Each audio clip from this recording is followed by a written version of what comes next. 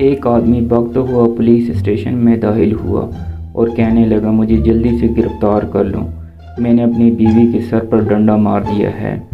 एहलकार, तो क्या बीवी मर गई है? आदमी, नहीं, वो बच गई है। एक बच्चा चॉकलेट खा रहा था तो आदमी ने कहा, इतने ज़्यादा चॉकलेट खाना अच्छा नहीं होता। बच्चे ने कहा, मेरे दादाजी 105 साल जिए थे। आदमी, चॉकलेट खाते थे क्या वो? बच्चा, नहीं, वो अपने काम से काम रखते थे। डॉक्टर, मोटापे का एक ही इलाज है, तुम रोज़ाना सिर्फ 2 ही रोटियां खाया करो।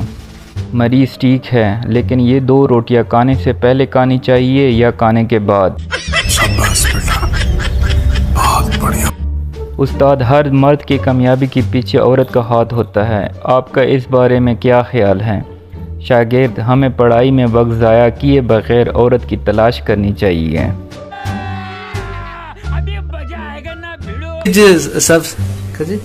सब्सक्राइब सही पकड़े हैं प्लीज। सब शक्कर पर है। हमारे यहाँ ऐसा ही होता है।